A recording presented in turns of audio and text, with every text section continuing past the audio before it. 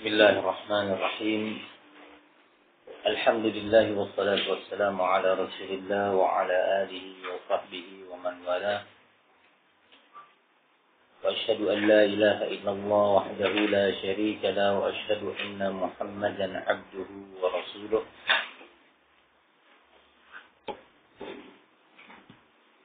وبعد, kita melanjutkan pembahasan atau kajian kita pada kitab Syarhus Sunnah karya siapa penulisnya? Kunyahnya Al-Imam Al-Barbahari. Kunyahnya siapa? Abul Hasan. Nah, dulu Syekh Mukbil menyatakan la yujibanna illa al-mas'ul. Tak boleh menjawab kecuali yang ditanya. Nah, barakallahu fiik. Kunyahnya siapa? Abdul Hasan. Nah, betul? Benar? Abdul Hasan. Nah, Abu Abdullah Hasan bin Ahmad. Barakallahu fiik. Hayyakumullah. Aiman, betul kunyahnya Abdul Hasan? Salah, yang benar? Abu Muhammad. Namanya?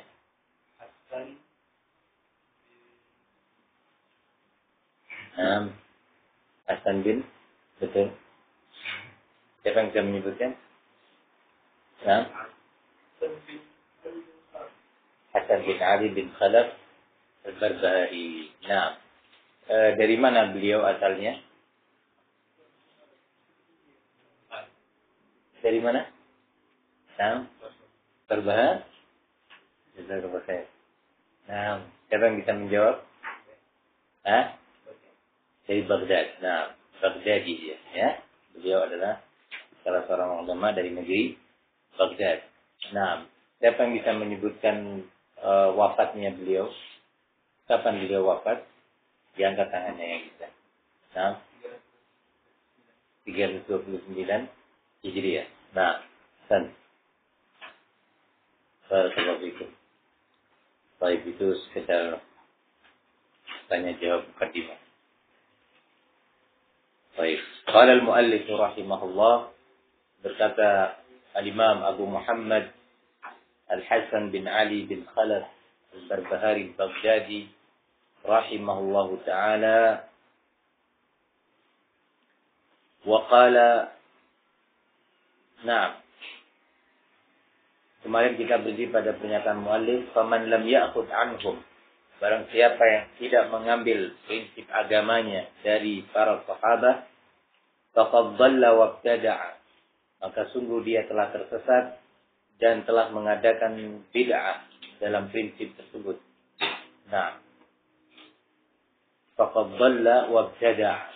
Nah, nanti akan dijelaskan lebih jauh lagi oleh muallif. Wa kullu bid'atin dhalalah, dan seluruh bid'ah itu adalah dhalalah. Perhatikan lafaz kull. Lafaz kul ini berfungsi atau berfaedah makna yang bersifat umum.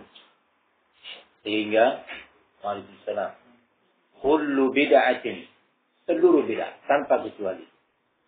Tidak ada itu bid'ah yang diperkecualikan dari dhalal. Semua bid'ah adalah dhalal. Tidak ada bid'ah hasanah.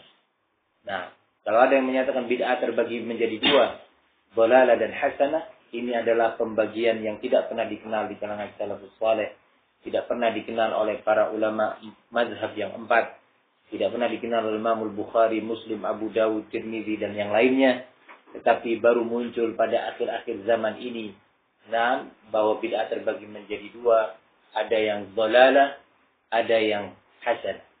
Nah, ini adalah pembagian yang diada-adakan, adalah pembagian taksim yang belum pernah ada sebelumnya. Nah, Rasul SAW menyatakan kullu bid'atin dhalalah. Pernyataan Imam Al-Barbahari ini berasal dari sebuah hadis. Nah, bersumber dari sebuah hadis, yaitu hadis yang sering disebutkan di dalam muqaddimah khutbah, ya, iyakum wa muhdatsatil umur. Waspadalah kalian dari berbagai amalan yang diada-adakan, berbagai akidah, berbagai prinsip yang diada-adakan. Nah, wa kullu muhdatsatin bid'ah, dan seluruh yang baru muncul, belum pernah ada sebelumnya di dalam urusan agama ini, baik amalia ibadah, akidah, manhaj, cara berdakwah dan yang lainnya, yang tidak pernah ada contohnya sebelumnya, tidak ada permisalan sebelumnya, maka dia adalah bid'ah, kata Rasulullah. Wa kullu bid'atin dhalalah. Ini yang mengucapkan kullu bid'atin adalah Rasulullah sallallahu alaihi wasallam. Maka sungguh telah berani, telah lancang, paham lancang ya? Nah, berani terhadap Rasul. Ketika ada Rasul, dia mendengar Rasul menyatakan kullu bid'atin dhalalah, sementara dia menyatakan tidak. Bid'ah itu ada yang dhalalah, ada yang hasanah. Nah, hati-hati seputar permasalahan ini, tentunya ada syubhat yang banyak. Barakallahu fikum. Maka di antara manhaj ahli sunnah adalah kita menyibukkan diri, menggunakan seluruh waktu dan kesempatan kita untuk mempelajari bagaimana salafus saleh memahamkan kepada kita agama ini. Jangan coba-coba, jangan ada yang berani mencoba mempelajari syubhat tanpa bimbingan ulama. Karena syubhat itu, kata ulama, khaffafah, dia menyambar sebagaikan petir, ya. Wal qulubu dha'ifah, sementara qalbu itu dha'ifah, sangat lemah. Kalau syubhat masuk ke dalam qalbu, biasanya sulit untuk keluar. Illa man rahimah rabbuh, kecuali kalau Allah merahmati dia untuk selamat dari syubhat tersebut. Nah, ikhwani fid din rahimani wa rahimakumullah, qala wa dhalalatu ahluha finnar. Kesesatan dan pengusung kesesatan, pelaku kesesatan itu tempatnya di dalam an-nar.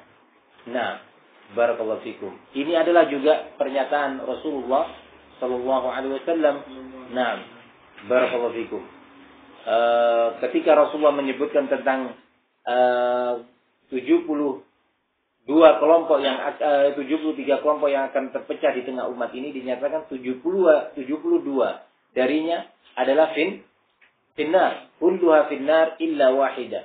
Seluruhnya finnar. Kenapa mereka finnar? Karena mereka berjalan, berprinsip dengan bid'ah, prinsip yang tidak pernah ada contohnya, muhdats, baru munculnya di zaman setelah Rasulullah dan para sahabatnya.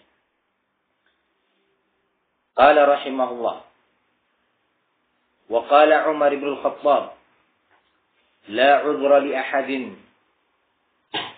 Sudah didapati?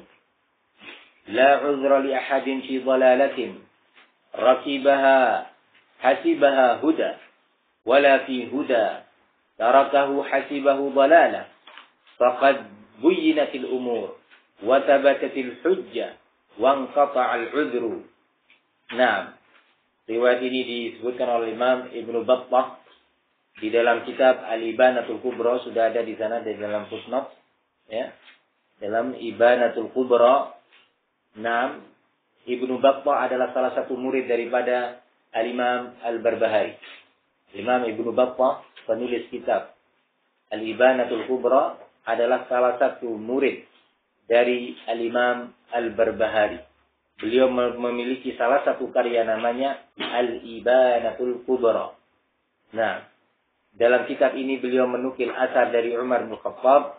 Nah, walaupun pada sanadnya ada inqita', ya, terputus, namun semisal ini dinukil dari para sahabat, semisal ucapan Umar ini dinukil dari selain dari Umar bin Khattab yang maknanya sama dengan ini. Perhatikan baik-baik. Qala la udhra li ahadin fi dhalalatin rakibaha hasibaha huda. Tidak ada udzur bagi seorang pun yang melakukan sebuah kesesatan sementara dia mengira itu adalah kebenaran. Tidak ada udzur bagi seorang pun yang berakidah dengan akidah yang sesat, yang menyimpang, dalam keadaan dia mengira itu adalah sebuah kebenaran. Nah, wala fi huda tarakahu hasibahu dhalala, dan tidak pula ada uzur bagi seorang pun. Dia meninggalkan sebuah prinsip yang benar, dia mengira dan menyangka bahwa itu adalah kesesatan. Sebaliknya, tidak ada uzur. Dijelaskan oleh para ulama, oleh Syekh Shalih Al-Fauzan hafizahullah, bahwa maksud tidak ada udzur bagi seorang yang melakukan kesesatan dalam keadaan dia mengira bahwa itu adalah kebenaran. Ini adalah dalam permasalahan-permasalahan pokok agama, dalam permasalahan akidah dan iman yang tidak ada lagi ijtihad di sana. Tidak boleh lagi adanya ijtihad. Ya, tidak dibenarkan lagi adanya ijtihad. Nah, dalam permasalahan-permasalahan prinsip, ya, tidak ada uzur bagi seorang pun. Nah, begitu juga seorang yang meninggalkan, tidak mengamalkan, tidak berkeyakinan dengan salah satu prinsip. Misalkan, ya, seorang barakallahu fikum mencela sahabat Nabi. Walaupun satu orang sahabat Rasul yang dia cela, yang dia hina, tidak ada uzur baginya. Tidak ada yang kemudian mungkin dia nggak paham, mungkin dia berpandangan seperti ini dan seperti itu. Tidak ada uzur bagi dia, karena Rasulullah dengan tegas telah menyatakan, la tasubbu ahadan min ashabi, la tasubbu ahadan min ashabi. Jangan sekali-kali kalian mencoba untuk menghina satu orang dari sahabatku saja. Nah, jangan mencoba. Nah, barakallahu fikum. Nanti akan ada pembahasan tentang permasalahan ini, insya Allah. Namun, tidak ada uzur dalam hal ini. Karena ini masalah yang sudah sangat jelas. Berbeda dengan permasalahan seorang beristihad, ya, dalam perkara, dalam hal ibadah yang memungkinkan di situ istihad. Misalnya, apakah seorang yang barakallahu fikum sholat dalam keadaan di pakaiannya itu ada sesuatu yang najis, ya, bajunya terkena benda najis, ya, kemudian dia baru menyadari setelah selesai sholat, ya, dia sholat maghrib, ternyata di pakaiannya ada sesuatu yang najis. Dia bilang, oh ya tadi ada terkena benda najis. Tetapi baru ingat dia setelah sholat isya. Di sini ada ijtihad di kalangan ulama. Apakah dia harus mengulang sholatnya setelah lewat waktu, ataukah dia diberi uzur karena ketidaktahuannya tadi? Ini adalah masalah ijtihad. Nah, tidak kemudian kita nyatakan kamu telah tersesat. Tidak. Begitu pula dalam masail barakallahu fikum ibadah yang lainnya. Nah, dalam permasalahan ibadah yang lainnya. Barakallahu fikum. Yang seperti ini bukan maksud daripada Al-Imam Al-Barbahari rahimahullah. Tetapi yang dimaksud oleh beliau adalah dalam berbagai masalah, prinsip-prinsip agama, pokok-pokok dasar agama yang tidak ada ijtihad di sana. Misalnya, seorang melakukan pemberontakan kepada waliul amr, mengkafirkan pemerintah. Nah, hari ini sudah jelas perkara prinsip, permasalahan prinsip yang tidak ada ijtihad di dalamnya. Tidak dibenarkan seorang menentang waliul amr. Barang siapa yang prinsip dia, dakwah dia berjalan di atas prinsip penentangan kepada waliul amr, memberontak waliul amr, mengkafirkan waliul amr, ya, sungguh dia telah jatuh kepada penyimpangan dan tidak ada uzur baginya dalam hal ini. Nah, karena ini bukan permasalahan ijtihadiyah. Ini permasalahan prinsip yang sudah dijelaskan. Oleh karena itu muallif, antum perhatikan pernyataan Al-Barbahari rahimahullah. Nam wa buyyinatil umur. Kata beliau, faqad buyyinatil umur. Perhatikan kata-kata ini. Didapat? Faqad buyyinatil umur. Sesungguhnya permasalahan-permasalahan itu sudah dijelaskan dengan jelas. Buyyinat. Nah, bukan dukirat. Kalau dukirat itu telah disebutkan. Tapi kalau buyyinat dari kata-kata bayyinat, sesuatu yang jelas, terang, benderang. Nah, sehingga tidak ada lagi uzur dalam hal itu. Nah, barakallahu fikum, begitu juga dalam prinsip-prinsip yang lainnya. Misalkan seorang mengingkari bahwa kaum mukminin akan melihat Allah Azza wa Jal di jannah nanti. Nah, ada seorang muslim mengingkari, saya tidak beriman dengan ini. Tidak ada uzur baginya. Karena ini masalah sudah jelas, Tidak ada ijtihad. Seorang yang mengingkari bahwa Allah beristiwa di atas arsy-Nya, Ar-Rahmanu 'alal arsy istawa. Kemudian dia mengingkari hal ini dan menyatakan Allah itu tidak beristiwa di atas arsy-Nya. Nah, begitu juga seorang yang menyatakan bahwa Al-Qur'an itu bukan kalamullah tetapi adalah makhluk, bagaimana akidah kaum Jahmiyah. Nah, maka tidak ada uzur bagi orang tersebut karena ini permasalahan akidah yang jelas, dalil-dalilnya wadih, nampak terang.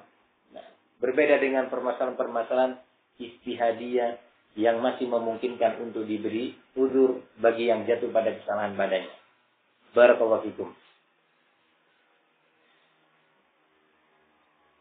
Qala faqad buyyinatil umur wa thabatat al-hujjah.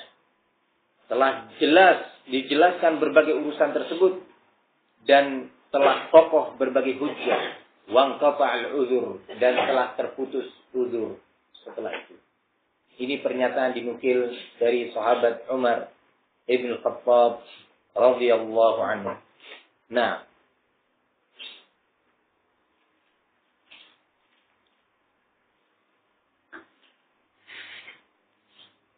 qala wa dzalika. Kemudian Al-Imam Al-Barbahari kembali berkata. Al-Imam Abu Muhammad Al-Barbahari kembali berkata, wa dzalika anna as-sunnata wal jama'ata qad ahkama amra ad-din kullihi wa tabayyana lin-nasi fa'ala an-nasi al-ittiba'. Hal ini dikarenakan kenapa tidak ada uzur dalam apa tadi permasalahan yang bersifat prinsip, pokok dasar agama. Nah, yang tidak bisa atau tidak boleh di sana ada ijtihad. Nah, tidak dibenarkan adanya ijtihad dalam hal itu. Oh, saya mau berijtihad, boleh kok mencela sahabat itu, dibenarkan. Oh, pandangan saya bahwa seorang pemerintah yang tidak berhukum dengan hukum Allah berarti yang kafir. Menurut pandangan saya, tidak semua urusan kita harus bersabar di dalam menghadapi pemerintah. Sementara Nabi menyatakan apa? Wajib bersabar. Nah, atau ada lagi yang mengatakan bahwa ya menurut saya mengingat adanya perkembangan politik di zaman ini, maka sudah pantas bagi kita untuk ikut di dalam acara demokrasi. Tidak ada uzur baginya dalam hal-hal yang sudah jelas, nampak, tidak boleh ijtihad di dalamnya. Nah, barakallahu fikum. Antum bisa memahami kata tidak boleh versi Indonesia ya. Nah, anak-anak mau salah terus. Nah, barakallahu fikum. Nah, harus versi Indonesia apa maknanya? Ya, kalau versi Malaysia ubah ya itu. Nah, anak pernah dari ceramah di Johor, sering keluar kata-kata harus dan ada bapak-bapak bilang harus, kalau di sini artinya mubah. Oke. Nah, jadi mungkin lebih tepatnya wajib ya. Barakallahu fikum.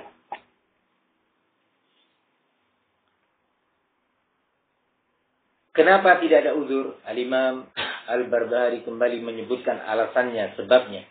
Wa dzalika anna as-sunnah wal jamaah. Hal itu karena as-sunnah. Sunnah yang dimaksud adalah prinsip Rasulullah sallallahu alaihi wasallam dalam urusan agama ini. Wal jamaah, jamaah itu siapa? Sahabat Rasul sallallahu alaihi wasallam, sebagaimana telah disebutkan oleh penulis pada pembahasan sebelumnya. Masih ingat? Nah, bahwa al-jamaah itu adalah para sahabat. Yang demikian dikarenakan sunnah. Dan al-jamaah, yakni para sahabat, qad ahkama amraddin, telah mengokohkan berbagai hujjah agama ini, guys. Sudah kokoh, kuat. Wa tabayyana linnas, dan telah terang kepada manusia, jelas kepada manusia, fa'alan nasi al-ittiba, maka wajib atas manusia ini untuk berittiba, mengikuti prinsip sunnah dan al-jamaah tadi. Nah,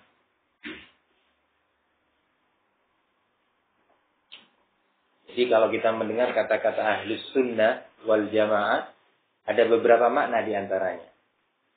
Ahlus sunnah wal jamaah maknanya adalah orang yang selalu berpegang dengan sunnah Rasul, yakni prinsip Rasul, sistem dan manhaj Rasul, ya.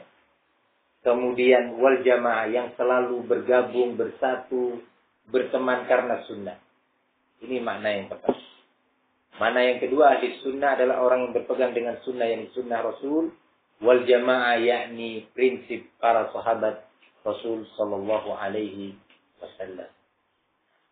Jadi kenapa antum menyatakan bahwa diri antum ahli sunnah? Ya, saya berkeinginan, berprinsip di dalam beragama ini untuk selalu mengikuti jejak sunnah. Memahami Al-Quran, mengikuti jejak sunnah. Memahami akidah dan iman, mengikuti jejak sunnah. Nah, wal jamaah, yakni para sahabat Nabi radhiyallahu anhum. Loh, kenapa harus mengikuti jejak para sahabat Nabi? Ya, karena Rasulullah menyatakan, nah, ketika menyebutkan satu golongan yang akan selamat, dan saya berharap, bukan saya mengklaim bahwa diri saya adalah golongan yang selamat, atau teman saya atau kelompok pengajian saya adalah golongan yang selamat. Kalau yang belajar Islam kepada ustadz saya adalah golongan yang selamat, tidak. Tetapi saya dan teman-teman berkeinginan, berharap saya adalah menjadi orang yang tergolong dalam golongan yang selamat, atau dinamakan al-firqatun najiyah. Nah, apa itu golongan yang selamat? Bagaimana caranya selamat? Rasulullah menjelaskan, yaitu man kana mithlu ana alaihi yaum wa ashabi, barang siapa yang berada di atas prinsip yang aku dan para sahabatku berada di atas prinsip tersebut. Nah, maka saya ingin mengikuti jejak mereka agar selamat. Nah, dan bukan semua amaliyah saya, akhlak saya, akidah saya berarti sudah sesuai dengan mereka, tetapi saya berupaya. Saya memohon kepada Allah, kekurangan saya diampuni oleh Allah Subhanahu wa taala. Apa yang saya masih jahil, belum berilmu tentangnya, semoga Allah memberikan kepada saya ilmu tentangnya. Demikian seorang ahli sunnah wal jamaah.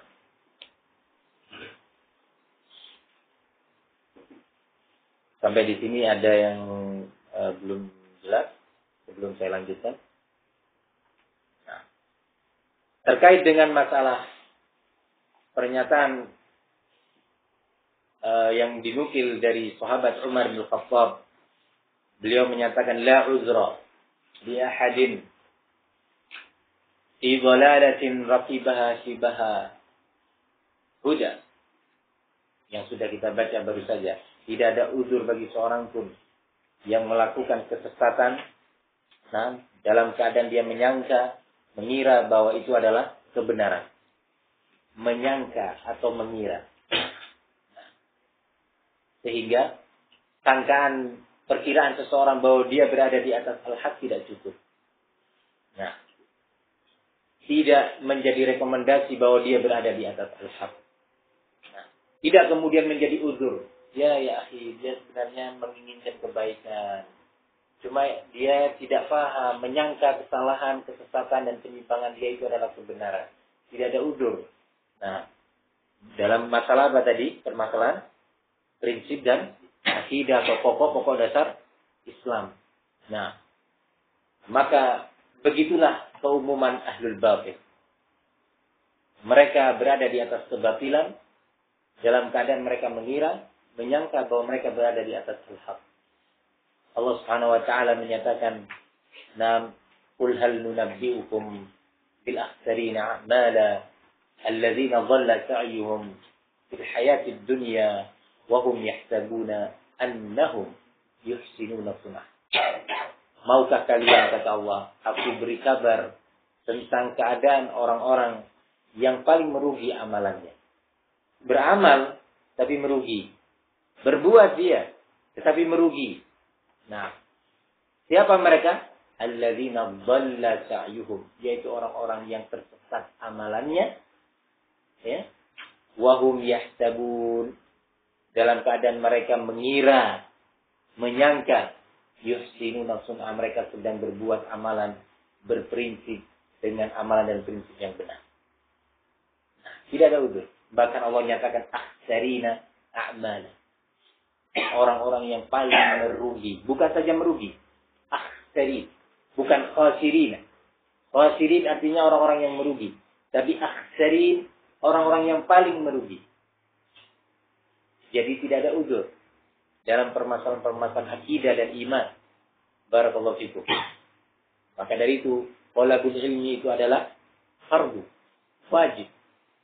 Nah, sebagaimana dinyatakan oleh Nabi, talabul ilmi fariidatun ala kulli muslim.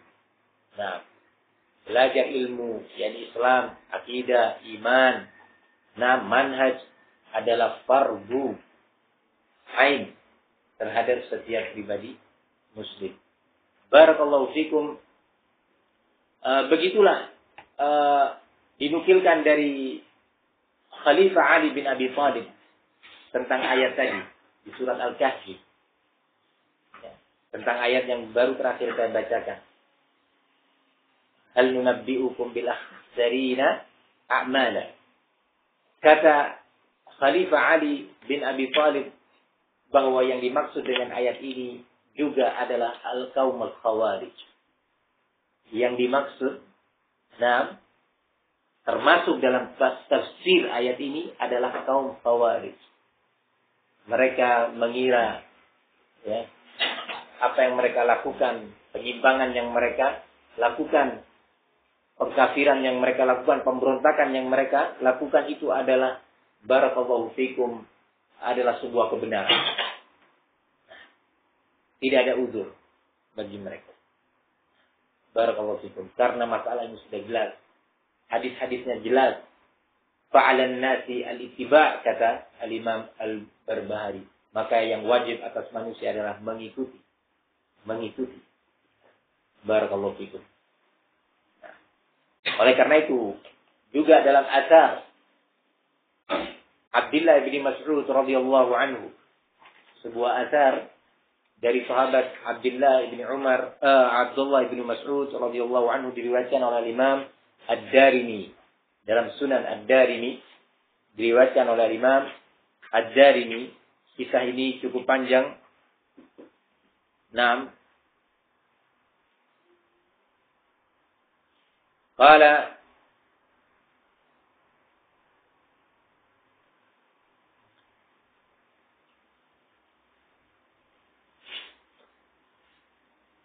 di suatu hari sahabat Abu Musa al-Ash'ari datang menemui sahabat Abdullah ibnu Mas'ud radhiyallahu anhu. Di saat itu sudah ada beberapa orang di depan pintu rumah sahabat Abdullah ibnu Mas'ud. Orang-orang yang menunggu itu dalam rangka meminta fatwa. Jadi hampir setiap hari di depan pintu rumah Abdullah ibnu Mas'ud berkumpul manusia banyak, menunggu keluarnya Abdullah bin Mas'ud ke masjid. Baik subuh, ada yang tertidur di depan pintu, zuhur, asar, maghrib, isya, menunggu. Nah, barakallahu fikum. Begitu pintu dibuka, mereka mengejar Abdullah bin Mas'ud. Bertanya, yang satu bertanya tentang ini, yang satu tentang ini, yang satu bermacam-macam. Nah, barakallahu fikum. Sampai di suatu hari Abu Musa datang ke depan pintu sana, kemudian bertanya kepada orang-orang yang ada, apakah sudah sahabat Abdullah bin Mas'ud membukakan pintu untuk kalian? Sudah keluar beliau? Kata mereka belum. Maka sahabat Abu Musa pun menunggu. Begitulah adab seorang talibul ilm. Nah, bertanya kepada yang lebih kibar, bersabar, menunggu. Nah, meminta bimbingan. Seorang sahabat Abu Musa, sahabat kibar. Nah, termasuk salah satu sahabat kibar, Abu Musa al-Ash'ari. Namun beliau bersama yang lainnya menunggu di depan pintu. Nah, bukan kemudian, ya sudah, sampaikan salam, nanti saya kembali lagi ya. Nah, kalau sudah keluar Abdullah bin Mas'ud, tolong kabari saya. Enggak, dia menunggu juga bersama yang lainnya. Walaupun yang lainnya itu sebagian dari kalangan tabi'in, istilahnya generasi yang berikutnya. Generasi yang berikutnya. Tetapi sabar menunggu di depan pintu. Sampai akhirnya Abdullah bin Mas'ud keluar membukakan pintunya dan hendak keluar dari rumahnya. Di saat itu Abu Musa al-Asy'ari berkata kepada sahabat Abdullah ibn Mas'ud radhiyallahu anhu, "Falamma kharajakumna ilaihi jami'an." Ketika Abdullah bin Mas'ud keluar dari rumahnya, kami bersama-sama berdiri. Nah, menyambut keluarnya beliau. Faqala lahu Abu Musa, maka sahabat Abu Musa berkata kepada Ibnu Mas'ud, "Ya Aba Abdurrahman." Kunyah Abu Mas'ud adalah Abu Abdurrahman. "Inni ra'aitu fil masjid atau fil masjid anifan amran ankartuhu." Aku baru saja mendapatkan sesuatu yang aku mengingkarinya di masjid. Aku melihat sesuatu di masjid yang aku sendiri mengingkari perbuatan itu, pemandangan tersebut. Nah, qala walam ara walhamdulillahi illa khairan. Kata sahabat, aku melihatnya, ya, amalan mereka sekilas nampak baik. Aku tidak melihat adanya ketidakbaikan atau kemungkaran di sana. Tetapi aku melihat kok aneh ini, asing, ya, ajib. Tetapi terkesan bahwa itu adalah amalan baik. Faqala fama huwa? Abdullah bin Mas'ud bertanya, apa itu? Nah, faqala in ishtu aw in ishta fasatarah. Jika kamu masih hidup, pasti kamu akan melihat kejadian itu di masjid yang saya lihat. Qala rahimahullah. Qala ra'aitu fil masjid qauman hilaqan julusan yantadhiruna as-salat fi kulli hilqatin aw halqatin rajulun wa fi aydihim hasa fayaqul kabbiru 100 fayukabbiruna 100 wa yaqul hallilu 100 fayuhalliluna 100 wa yaqul sabbihu 100 fayusabbihuna 100. Nah, qala famadza qulta lahum? Kata sahabat Abu Musa, aku melihat di sana ada halqah. Ini sekelompok orang di sana, sekelompok orang di situ. Nah, mereka itu barakallahu fikum, kata sahabat Abu Musa al-Asy'ari, duduk di masjid menunggu waktu sholat. Selesai sholat, menunggu. Halaqah di situ, halaqah. Di masing-masing halaqah, di masing-masing majlis ada pemimpinnya. Nah, dan mereka memegang hafal, kerikil. Ya, kerikil. Nah, kemudian pimpinan majlis menyatakan Hallilu 100, berucapkanlah la ilaha illallah 100 kali. Mereka mengucapkan la ilaha illallah, ilaha illallah, la ilaha illallah 100 kali. Sabbihu 100, ucapkan subhanallah 100 kali. Nah, dan seterusnya. Dari berbagai zikir tersebut dipimpin, ya, dalam bentuk seperti yang diceritakan oleh sahabat Abu Musa al-Asy'ari. Maka ketika sahabat Abdullah bin Mas'ud datang menemui mereka di masjid, qala na'am, bertanya, ma hadzal ladzi arakum tasna'un? Apa ini? Apa yang kalian lakukan ini? Yang sekarang aku lihat ini apa? Mereka berkata, qalu ya Aba Abdurrahman, hasa nu'iddu bihi takbir wa tahlil wa tasbih. Ini hanya sebatas kerikil-kerikil yang kami gunakan untuk menghitung tasbih, tahmid, tahlil. Nah, kemudian sahabat Abdullah bin Mas'ud menyatakan, qala fa'ajju sayyi'atikum fa ana dhaminun an la yadhi'a min hasanatikum syai'. Maka kata Abdullah bin Mas'ud, silakan kalian menghitung dosa-dosa kalian. Nah, silakan hitung dengan kerikil itu dosa-dosa kalian. Nah, dan saya yang menjamin bahwa amal kebaikan kalian tidak akan hilang. Tapi kalian hitung gitu dengan kerikil tadi. Kata siapa sahabat? Abu Mas'ud. Ibnu Mas'udin radhiyallahu anhu. Qala, waihakum ya ummata Muhammad, ma asra'a halkatakum. Celaka kalian wahai umat Muhammad. Kepada hadirin. Nah, betapa cepatnya kebinasaan kalian. Betapa cepatnya kehancuran kalian ini. Nah, qala haula sahabatu nabiyikum mutawafirun. Perhatikan itu, para sahabat Nabi. Nabi kalian, para sahabatnya masih ada. Coba, hujjah lagi. Bahwa sahabat adalah tempat kembali, tempat bertanya, tempat meminta bimbingan. Bagaimana seorang berislam, bagaimana berakidah, beribadah. Sahabat Abdullah bin Mas'ud, ucapan pertama yang keluar ketika menegakkan hujjah kepada mereka. Haula sahabatu nabiyyukum mutawafirun. Itu para sahabat Nabi. Masih ada mereka, masih banyak. Betapa cepatnya kalian ini jatuh pada kehancuran, kebinasaan. Barakallahu fikum. Sekali lagi, ini suatu hal yang penting. Di zaman ini pun, ketika kita hendak beramal, berakidah, berdakwah, jadikan sahabat itu sebagai mizan. Memahami ayat. Ada seorang yang berdalil dengan ayat Al-Quran untuk ikut dalam arena politik. Ya. Ketika disampaikan, ya akhi, Rasulullah SAW di antara sunnah, prinsip dan akidah adalah tidak boleh kita meminta-minta jabatan. Tidak boleh kita meminta kedudukan di pemerintah dan yang semisalnya. Rasulullah SAW menyatakan, Naam barakallahu fikum, Naam la tas'alul imarah. Jangan sekali-kali kalian meminta kepemimpinan. Nah, dalam hadis yang lainnya, Inna la nu'ti hadzal amal ahadan sa'alahu. Sesungguhnya kami, kata Rasulullah, yakni Islam ini, tidak akan pernah memberikan kedudukan atau jabatan ini, difahami ya, jabatan, posisi dalam pemerintah, kepada seorang yang memintanya. Meminta saja, jadikan saya sebagai menteri, jadikan saya sebagai mufti, jadikan saya sebagai kepala kantor keuangan, ya, barakallahu fikum, dan yang semisalnya, tidak diberikan.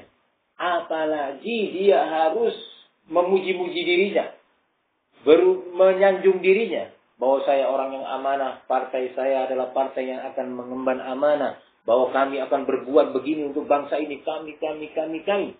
Sebatas meminta saja, tanpa harus mentazkiyah dirinya, dalam Islam tidak boleh diberi. Nah, ini adalah prinsip yang jelas. Tiba-tiba ada seorang politikus atau para politikus di zaman ini yang mengatasnamakan Islam menyatakan, lah itu Nabi Yusuf meminta, ij'alni ala khazain. Nah, jadikan aku sebagai penanggung jawab perbendaharaan keuangan negara. Nah, berarti boleh. Nah, ini syubhat. Nah, sesuatu yang jelas dalam sunnah pasti dibantah dengan sebuah syubhat. Hati-hati. Antum kalau menghadapi seperti ini, afwan. Yang saya tahu dari prinsip bahwa dalam Islam, dalam sunnah Nabi dan sahabat, tidak boleh meminta jabatan. Dilarang. Lalu ini bagaimana Nabi Yusuf? Kalau antum tidak punya jawabannya, tanyakan kepada ulama. Tanyakan kepada ahli tafsir. Bukankah kita memahami tafsir itu dengan pemahaman sahabat? Nah, sahabat telah mendengar ayat ini, bahkan hafal ayat ini, tapi tidak berdalil seperti Anda berdalil. Tidak seorang pun sahabat kemudian menyatakan, ya Rasulullah jadikan saya khalifah sepeninggalmu. Wahai Abu Bakar, angkatlah saya sebagai menteri di bidang ini, di bidang itu. Tidak ada seorang sahabat yang meminta. Barakallahu, masing-masing malah menghindar, menjauh dari jabatan, dari kedudukan. Ada yang menangis ketika akan diangkat, jangan saya. Lari dia. Tidak mau menjadi diangkat sebagai penanggung jawab atau menteri atau gubernur. Semua sahabat menghindar. Sekarang Anda yang lebih paham tentang din ini, Anda yang lebih paham tentang Al-Quran atau sahabat Nabi. Kalau dia menyatakan, ya saya juga bisa paham, cepat tinggalkan orang ini. Ya, cepat jauhi. Nah, ini syubhat, sesungguhnya syaitan yang menggerakkan lisan dia. Nah, barakallahu fikum. Kata, assalamualaikum. Tinggalkan.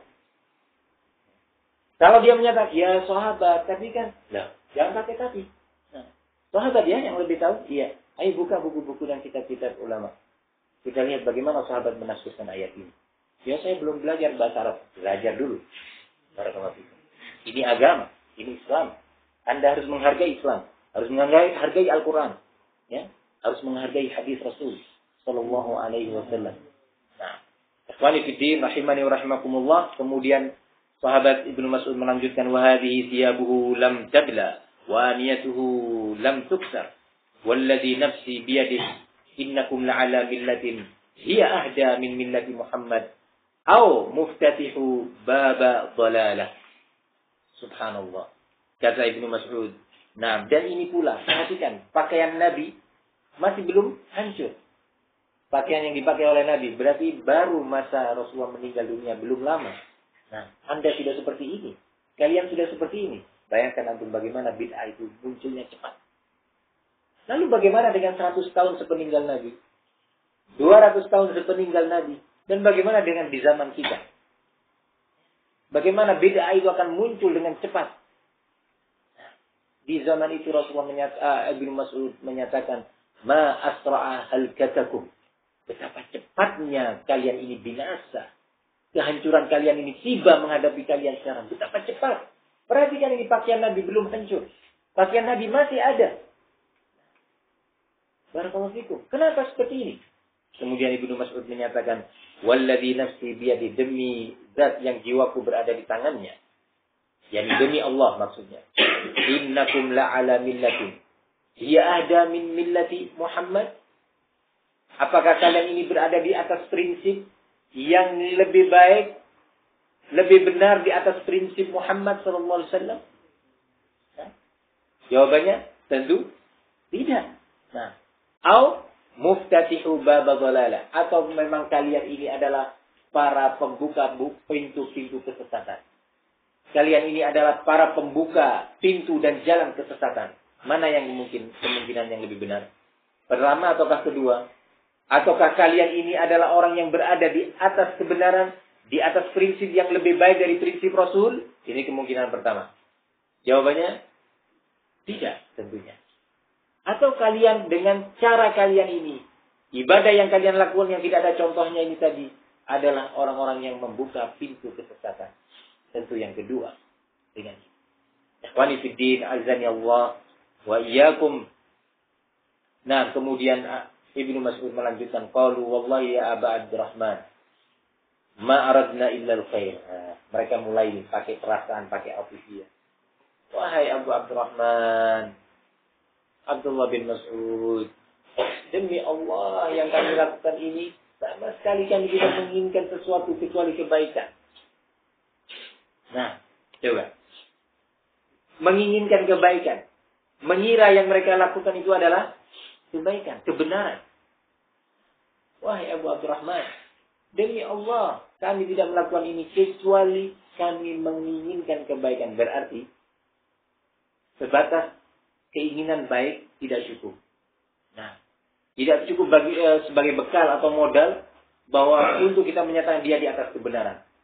Sudahlah, jangan diincari, jangan ditahdir. Toh dia itu kan menginginkan kebaikan. Ya.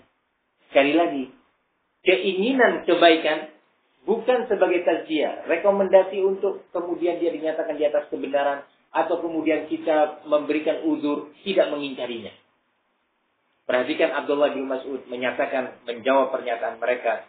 Qala radhiyallahu anhu, wa kam min muridin lil khair lan yusibah. Nah, berapa banyak, kata Ibnu Mas'ud, orang yang menginginkan kebaikan, ternyata dia tidak berhasil untuk meraih kebaikan itu tadi. Berapa banyak? Qala radhiyallahu anhu, inna Rasulullah sallallahu alaihi wasallam haddatsana anna qauman yaqra'una al-Qur'an la yujawizu taraqiyahum. Sesungguhnya Rasulullah telah memberitakan kepada kami bahwa akan muncul suatu kaum yang mereka itu lihai, pandai, ahli membaca Al-Quran, mahir di dalam membaca Al-Quran. Naam, la yujawizu taraqiyahum. Namun bacaan Al-Quran mereka, qiraah Al-Quran itu tadi tidak mampu melewati kerongkongan mereka untuk menyentuh qalbunya, menjadi orang yang faham benar tentang Al-Quran, mengerti secara benar tentang Al-Quran. Qala waymullah ma adri la'alla aktsarahum minkum.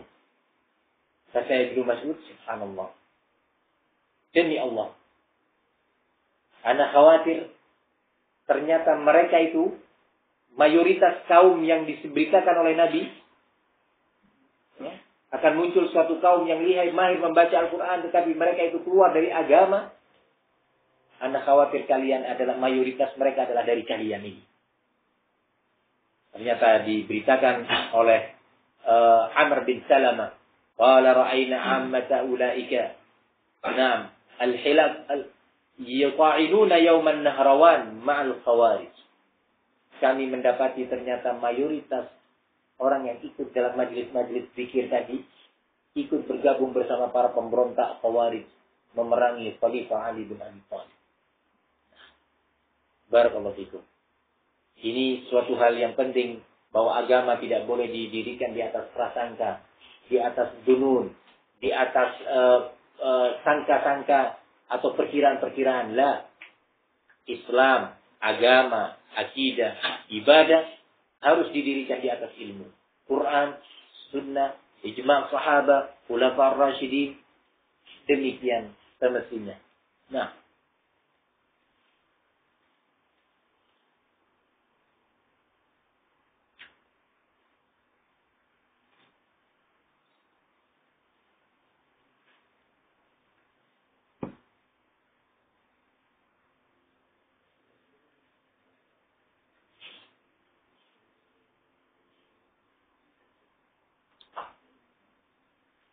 antum perhatikan sekarang mayoritas ahlul bid'ah, keinginan mereka adalah kebaikan. Baik ahlul bid'ah dalam hal tasawuf, menginginkan kebaikan.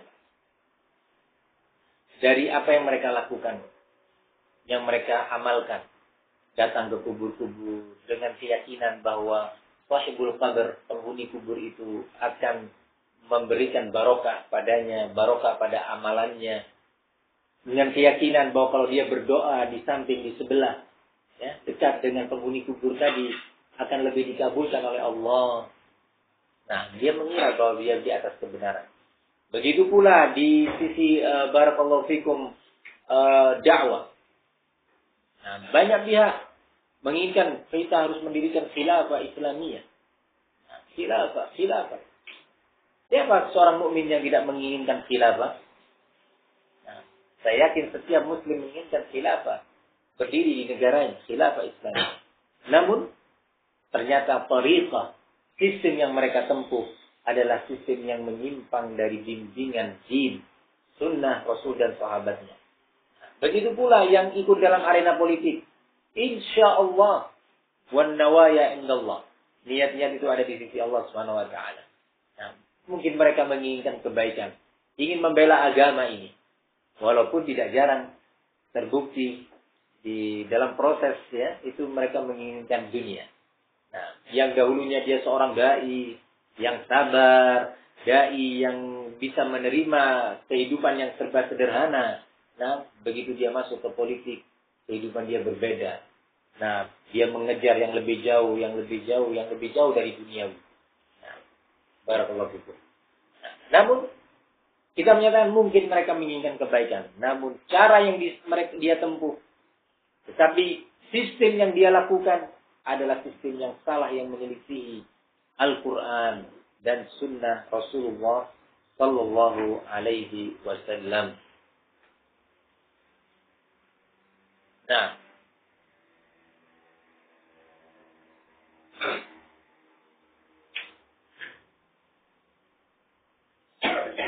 qala wa'lam.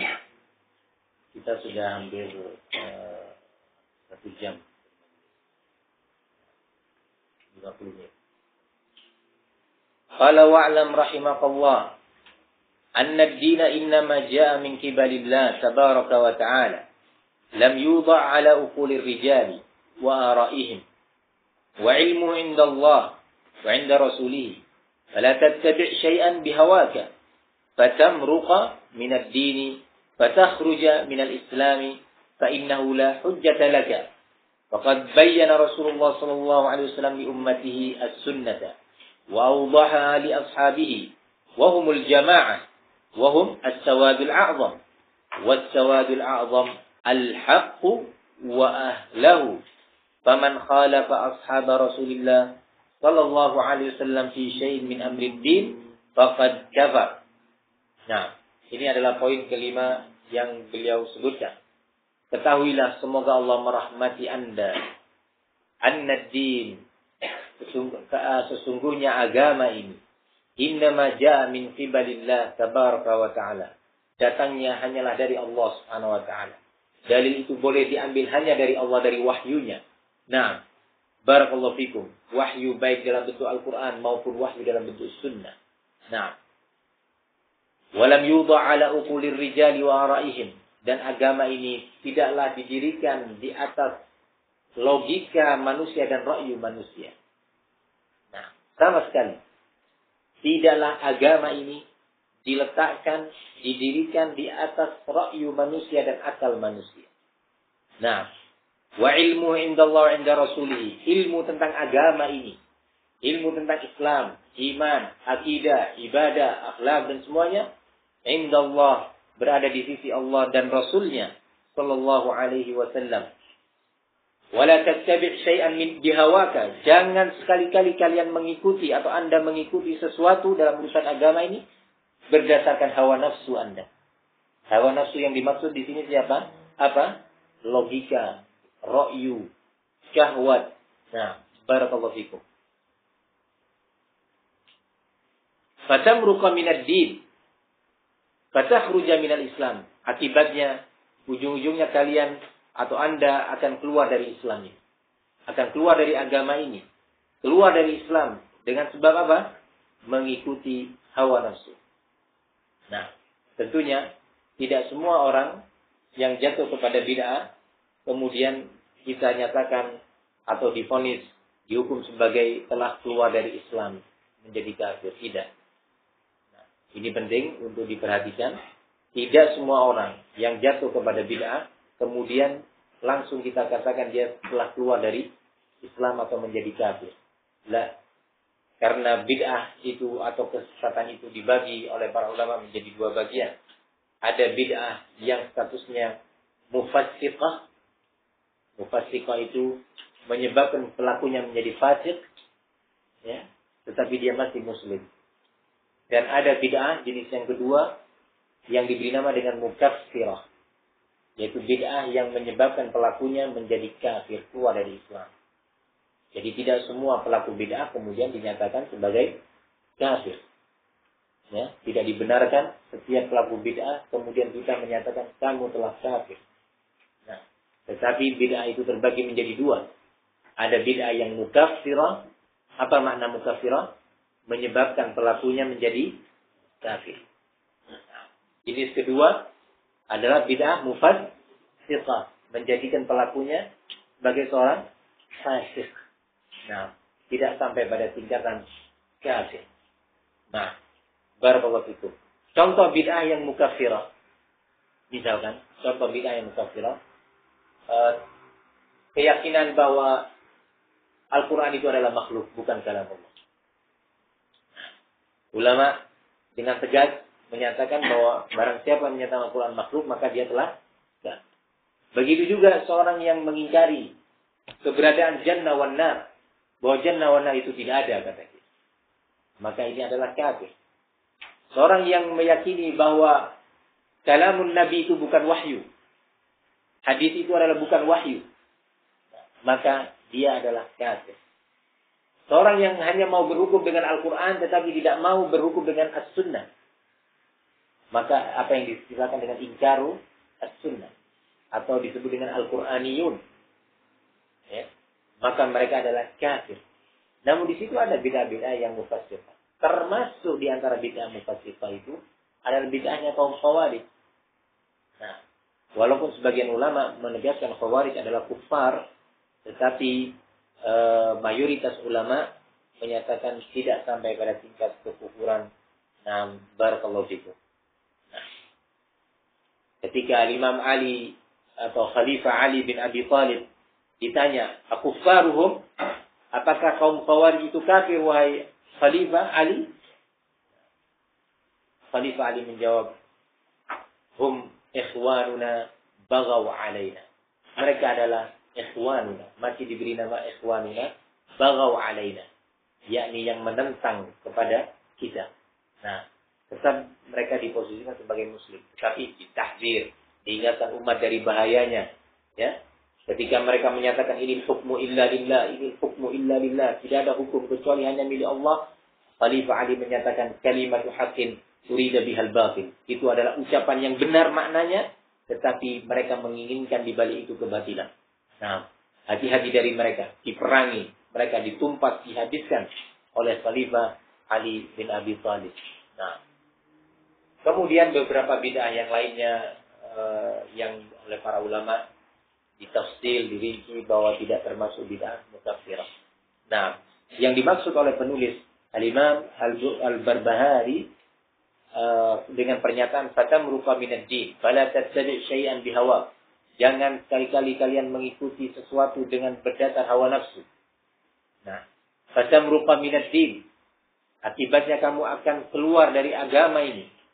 Wa takhruja minal Islam, fatakhruja minal Islam, dan kamu keluar dari Islam ini. Maksudnya adalah permasalahan-permasalahan akidah yang besar, yang mukaffirah. Nah, ini yang pertama. Atau ya, yang kedua adalah walaupun bid'ah itu pada awalnya mufassiqah, awal bid'ah itu mufassiqah, namun dia akan membesar, ujung-ujungnya bisa menyebabkan jatuh pada bid'ah yang mukaffir. Barakallahu fikum. Dalam bagian ini Al-Imam Al-Barbahari menegaskan bahwa Islam itu bersumber datang dari Allah Subhanahu wa taala, dari wahyunya. Wahyu Allah itu ada dua, Al-Qur'an dan Sunnah. Wahyu Allah fadhal.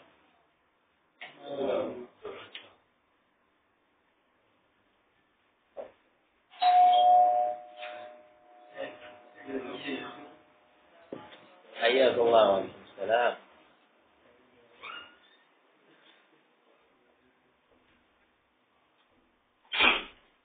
Khair.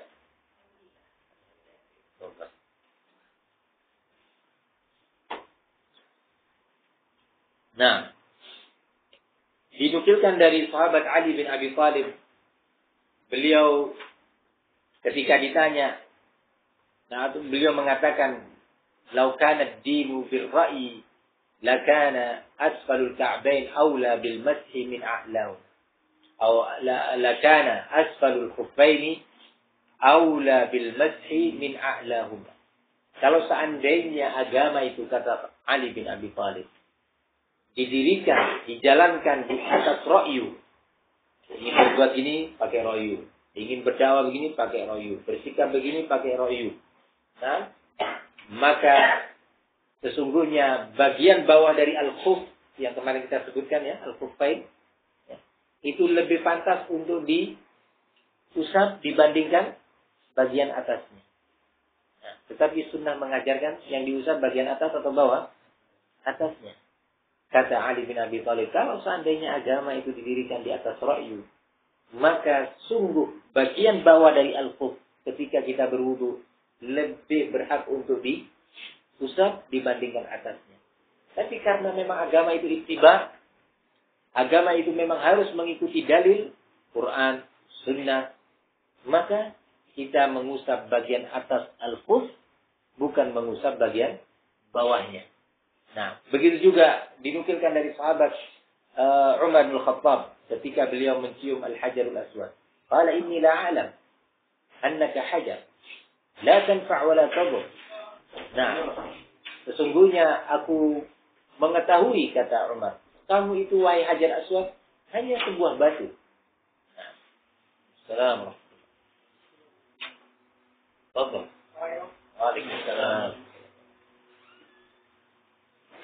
Nah, la tanfa' wa la tadur. Kamu tidak mampu memberikan manfaat apapun kepada kita ini dan tidak mampu memberikan kerugian apapun kepada kita. Nah, laula anni ra'aitu Rasulullah qabbalaka ma qabbaltuka. Kalau bukan karena aku melihat Rasul, pernah melihat Nabi menciummu, niscaya aku tidak akan mencium. Coba, Khalifah Umar.